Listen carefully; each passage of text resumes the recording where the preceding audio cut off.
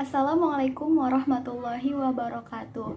Bismillahirrahmanirrahim. Rabbi shrahli sodri wa yassirli amri wahlul 'uqdatam min lisani yafqahu qawli, amma ba'du. Yang terhormat Ibu Laila Sari selaku dosen mata kuliah Etika Profesi Keguruan serta teman-teman semua yang saya banggakan. Di sini kami dari kelompok 2 yang beranggotakan saya Aulia Safira Fenidenta serta rekan saya. Perkenalkan, nama saya Bunga Ramadanti. Di sini kelompok 2 akan membahas tentang hakikat kode etik profesi. Baik, langsung saja kita masuk ke pembahasan pertama, yaitu tentang pengertian kode etik profesi. Nah, kode etik suatu profesi adalah berupa norma-norma yang harus diindahkan, maksudnya diperhatikan dan dipatuhi oleh setiap anggota profesi di dalam melaksanakan tugas profesinya dan dalam kehidupannya di masyarakat. Jadi tiap-tiap profesi memiliki kode etik sendiri-sendiri. Kode etik itu berupa norma atau aturan. Profesi tidak hanya guru, namun juga ada dokter, ada arsitek, dan lain sebagainya. Lalu, norma-norma tersebut berisi petunjuk bagi para anggota profesi tentang bagaimana mereka menjalankan profesinya, serta apa saja larangan-larangannya, yaitu ketentuan tentang apa yang tidak boleh diperbuat dan boleh diperbuat oleh mereka. Baik, berikutnya kita masuk ke tujuan dan fungsi kode etik profesi. Yang pertama ada tujuan kode etik. Tujuan kode etik yaitu 1. Untuk menjunjung tinggi martabat profesi.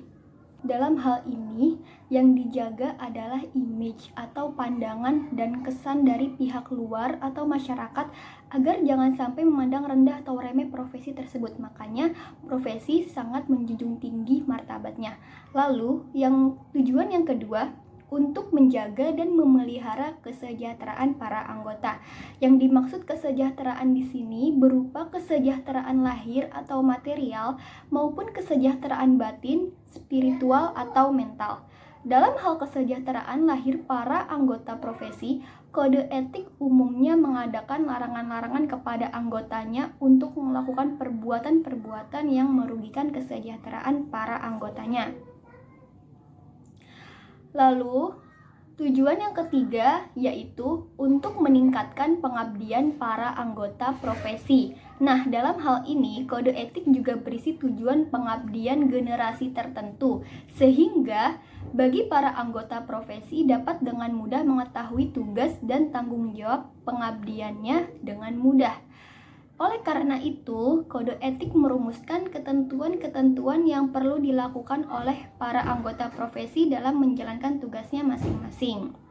Lalu ada tujuan yang keempat, yaitu untuk meningkatkan mutu profesi. Nah, untuk meningkatkan mutu profesi, kode etik juga memuat norma-norma tentang anjuran agar para anggota profesi selalu berusaha untuk meningkatkan mutu para anggotanya sesuai dengan bidang pengabdiannya.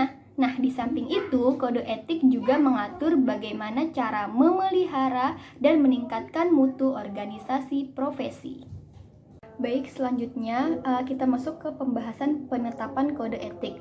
Nah, di penetapan kode etik ini, kode etik hanya dapat ditetapkan oleh suatu organisasi profesi yang berlaku dan mengikat para anggotanya. Lazimnya dilakukan dalam suatu kongres organisasi profesi. Dengan demikian, penetapan kode etik tidak boleh dilakukan secara perorangan, tapi harus dilakukan oleh organisasi.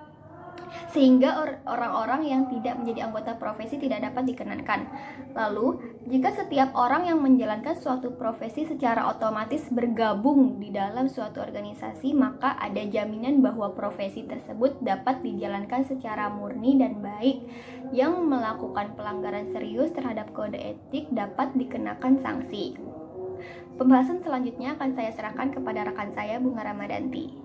Baik, di sini saya akan melanjutkan presentasi dari Aulia, yaitu tentang pengawasan kode etik dan profesi. Sebelumnya saya jelaskan dulu tentang pengawasan. Pengawasan yaitu tindakan atau kegiatan agar pelaksanaan pekerjaan serta hasil kerja sesuai dengan rencana, perintah, petunjuk atau ketentuan lainnya yang telah ditetapkan. Di sini ada beberapa kondisi yang harus diperhatikan jika pengawasan ini dapat berfungsi efektif, yaitu pengawasan harus dikaitkan dengan tujuan, kriteria yang dipergunakan dalam sistem pendidikan, yaitu relevansi, efektivitas, efisiensi, dan produktivitas. Selanjutnya, pengawasan hendaknya disesuaikan dengan sifat dan kebutuhan organisasi. Yang ketiga, banyaknya pengawasan harus dibatasi. Yang keempat, sistem pengawasan harus dikemudi. Steering control tanpa mengorbankan otonomi dan kehormatan manajerial, tetapi tetap fleksibel. Yang kelima, pengawasan hendaknya mengacu pada tindakan perbaikan. Yang keenam, pengawasan hendaknya mengacu pada prosedur pemecahan masalah. Oke, berikutnya ada sanksi pelanggaran kode etik. Di sini ada sanksi, yaitu aturan yang mulanya sebagai landasan moral dan pedoman tingkah laku meningkat menjadi aturan yang memberikan sanksi-sanksi hukum yang sifatnya memaksa, baik berupa sanksi perdata maupun sanksi pidana. Pada umumnya, karena kode etik adalah landasan moral dan merupakan pedoman sikap, tingkah laku, dan perbuatan, maka sanksi terhadap pelanggaran kode etik adalah sanksi moral. Selanjutnya, hubungan antara etika dengan kode etik. Kode etik tentu saja memiliki hubungan dengan etika. Kode etik merupakan etika tertulis yang memiliki kekuatan hukum.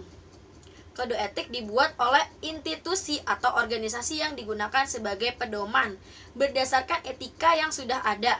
Jika anggota dari institusi atau organisasi melakukan pelanggaran, biasanya akan diberikan sanksi.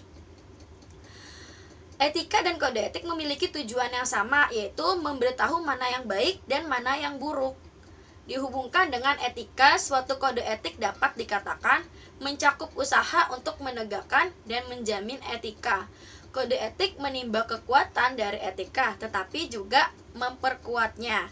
Ya, di sini saya akan menjelaskan tentang kode etik dan etika. Jadi kode etik itu merupakan suatu tata cara dalam berorganisasi dengan perilaku, etika, tingkah laku yang harus dilakukan pada organisasi tersebut.